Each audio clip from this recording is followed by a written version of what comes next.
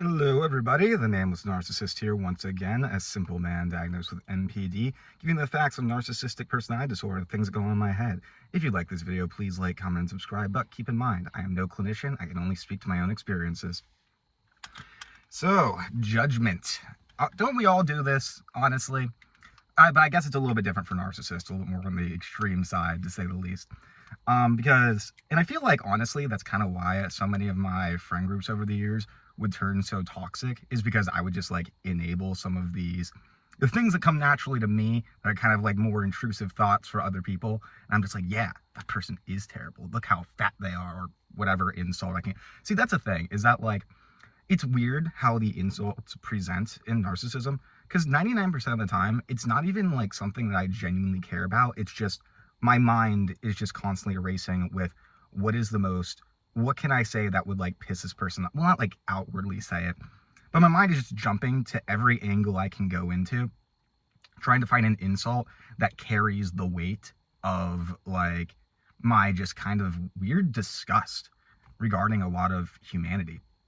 Which obviously I know that's, it's not something I should do and stuff, but it's just so automatic. I'll be walking down the park and I'll just be like mad that other people are even there. It's like, how dare people go on a walk when I want to go on a walk? And then like it just gets really annoying. It especially gets bad when it's like combined with some of the triggers from like, let's say my PTSD for instance. Like for my roommate, the like obviously a lot of you guys have seen me like be like, I'm mad because my PTSD, like hearing just either noises that I don't expect or just hearing people outside my room, it's like really triggering. And like, and I react, and so like I get like this adrenaline rush and just like makes me really angry. And then I guess my narcissism kicks in, and in my mind, I'm just like insulting him in any possible way I can. And like, obviously that's not fair, so I don't act on any of these things. But it's just so natural just to just anything, any like slight thing, it just feels like my mind immediately jumps to judgment. And obviously, a lot of this doesn't just come from, my grandiosity, thinking I'm better than people, whatever. Most of it is, and like, it's interesting because I started to notice it a lot more recently, is like projection of my own insecurities, which I feel like is probably an obvious thing to a lot of people when they actually, when my go-to insult is calling somebody a moron. And then meanwhile, I'm fucking like, one of my greatest prides is my intelligence. Clearly there's something under the hood kind of going on. Or more recently, I realized how like desperately I have just always been fixated on getting into relationships. Because like I pride myself, I'm like, oh, I don't need anybody else. Like I could take it relationships or leave them. But then I look back on my life and I'm like, oh wow, I have never had like a span of like more than like a month or two where I wasn't like either dating somebody, pursuing somebody, or talking to somebody or whatever. And then when I wasn't doing those things, there was always this mindset of, oh well, like I need to find somebody else to pursue. Um, not healthy when you reflect on it. But what I was saying is that like I'd be so judgmental towards people that I viewed as so dependent in their relationships. People who it's like, oh, like people that I felt like I couldn't even see them without their significant other. I'm like, wow, they're so pathetic. What do they even have in common? Like that relationship must be so boring. Like anything I can think of to kind of diminish the value of that relationship. And maybe that's a little bit of envy towards being able to have healthy relationships too. I guess I didn't really consider that part. But most of it I just think is projection of my own insecurities about basically being unable to be alone. Unable to be alone romantically and just in general. If I spend too much time alone, start to go a little nuts because I'm not getting that self-esteem regulation, and I don't know, it gets really weird. I mean, honestly, like it's interesting being like, because this is also kind of an extrovert thing of just like how much energy, like I'm always grateful for people who kind of force me to socialize, because like I'll be all depressed, not know why, because my goddamn alexithymia, and then I'll go and then like someone will force me to hang out, and I'll immediately just like be like euphoric and in such like a good mood and stuff like that. Or like another thing that happened recently, like that it was very evidence of my own insecurities and stuff, is that like, so I hate to say it, but I unfortunately had a relapse on cocaine recently, just because I was very self-destructive and it wasn't great.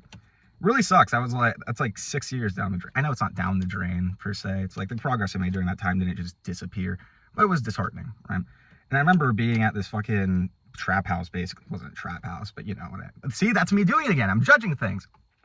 And like there was somebody, and like it was so funny because like there was these, because there was like, I remember thinking, because like I always look down on people who were like chronic smokers in terms of like marijuana. I was always like, ah, those stoners are pathetic, blah blah blah. And like I'm literally, and like, first of all, I'm a fucking drunk. Like it's kind of stupid to judge somebody for smoking marijuana when I'm a drunk. But it's like people who are like high 24/7. I always had all this judgment towards. And I'm literally at this party doing cocaine in my head, judging these quote unquote stoners because of how much I thought that it was like, I don't know, I can't even think of the right word, repugnant. Just there's literally no rationalization for it. That's the thing, is that like there's literally no basis in 90% of like some of these judgments that I have. They're just like these knee-jerk reactions to weird emotions I'm feeling all the time. And then what gets, and like, and that's a big thing to remember too, is that like, so like I remember talking to my friend, who like my confidant, so to speak, and when I made a video, like basically it like, oh, like this is how you deal with a narcissist or whatever. Like she said that when she gave a piece of advice saying that when I would like, if say a narcissist has a meltdown, right? It's like not helpful because it's like, and then like they start yelling at you. Just because that they didn't mean the things in the moment doesn't mean necessarily that it's not important that the person said that, right? Because like that's still, obviously it's distressing. Obviously, just because I didn't mean it in the moment and it generally doesn't make any sense, this is just some reaction to anger, doesn't mean I shouldn't be held accountable for saying those things. But I do think that gives but I do want to point out, like, that's kind of where that comes from, of, yeah, in the moment I don't really mean it. Well, like, emotionally in the moment I mean it, but it's weird because it's like I'm trying to justify my anger through any means necessary. And everything I'm saying, generally speaking, when it's just like spewing insults, isn't true. It's just, it's a combination of my own insecurities, of me trying to rationalize why I'm so upset, and maybe some underlying, and maybe there's a little bit of truth in there, who knows. But generally, no. Generally, I would say no. I have more to say about this. Oh, yeah, hierarchy. And I feel like hierarchy is actually a big factor in this too, because judgment ultimately, in my mind at least, is an act of comparison. It's like when I'm thinking about insults towards somebody, it's because my mind is wired, hierarchically and stuff. I'm immediately basically judging things based on this hierarchy. And so I think that's just kind of how a presentation of the hierarchical thinking works, right? Because when I'm thinking somebody is stupid, the implication is I am smarter. And there's probably some self-esteem regulation stuff that goes in there too. I am inherently higher up on the hierarchy, or at least convincing myself that I am, purely on the basis that that person is lower. Because that's the thing. There's not like, see, that's the interesting thing about the hierarchy, right? It's like people, in my mind, people can't exist in a vacuum. You can't have any set of value that's independent of a wider selection of people. It's like, if I'm the only person in the world, then how can I say confidently that I'm smart or intelligent? It's like I have no basis to compare that to. Like, there's no objective measure. And that's another reason why IQ is like so dangerous for narcissists and like how they value themselves. It's because it's like IQ is, on a percentile score, so it's inherently hierarchical. I swear to God, whoever made the IQ test must have been a narcissist, because that's bizarre. But that's a thing. It's like, how do you measure IQ other than, or intelligence, in reference to people who, like, other people surrounding the individual, right? And that's just, and that applies in my mind to everything, is that like you can't have any objective measure of anything if you don't have something to compare it to. Intelligence, looks, charisma, other things that are good. Oh my God. So like I started to think recently it's like, I've said this before so often, but it's like, I don't know how much of my narcissism can really be corrected. I don't know how much of it can be fixed. I don't know how much of it I'm just kind of stuck with forever. And it made me wonder if it started to make me think a lot more about how central, I always thought this, but I think even more now, how central hierarchical thinking is to the experience of a narcissist. And it makes sense. We don't know who you are. What other ways can you basically establish that you have worth other than trying to place yourself in this hierarchical structure? And so I'm wondering if that might be kind of overcoming that hierarchical structure is kind of one of the key elements to be able to overcome and I guess you could extrapolate on that further and say that, having a sense of self and self-worth would make the hierarchy obsolete and then not necessary. But it's just so tied into everything that I feel like it might be worth to address on its own. Because it's like, if I'm not having these hierarchical thoughts, trying to compare people, trying to make myself feel better about myself, not constantly ranking people like that, where that judgment wouldn't really exist. I wouldn't be able to judge people just if they're, see, that's the thing, is that like, it doesn't make sense to be able to judge people if I'm viewing them all as their unique individual selves, as opposed to just I guess, supporting evidence for my own superiority or inferiority. Which is interesting to think about. And that's another thing, is that like, see, and that's, oh my gosh, see, this is what's so frustrating about treatment modalities, is that there's so many of these things that have to do with pathological narcissism that I feel like are kind of being neglected. And I think a lot of the core stuff, at least in more modern research, we got a lot of the core stuff down, self-esteem regulation, fluctuations between grandiosity and vulnerability, lack of self-worth, lack of self-identity, emotional dysregulation. You could probably, by addressing those in treatment, you can have a well-adjusted individual generally. But these other things that like, I feel like reinforce the more core aspects of it. The hierarchical thinking is used to justify most of my worldview, right?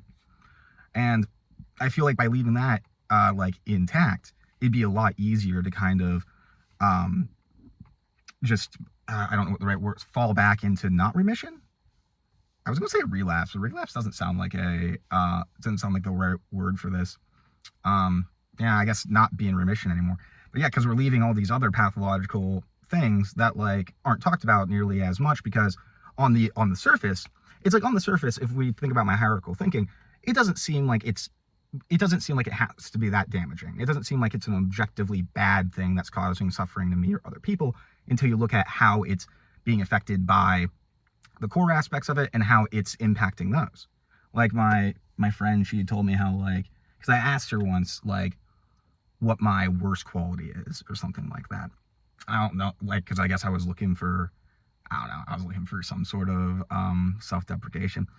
But she said that like throughout the years, most of my worst qualities have gone away. And kind of the issue lies now is that the pathological aspects of myself, she didn't use the word pathological, but like the more negative aspects about myself that cause distress or distress to other people are so like interlocked that like it's almost impossible to like remove one without dismantling the entire structure. And that's hard because they're all interlocked. It's like, all the other pieces are keeping everything else in place, which I do think is kind of how narcissism really, how personality disorders are just in general, right? That's when people say like, oh, everyone has narcissistic traits. Yeah, sure, everyone does. But it's when you have enough of these traits that they basically will create a feedback loop into reinforcing these in your mind.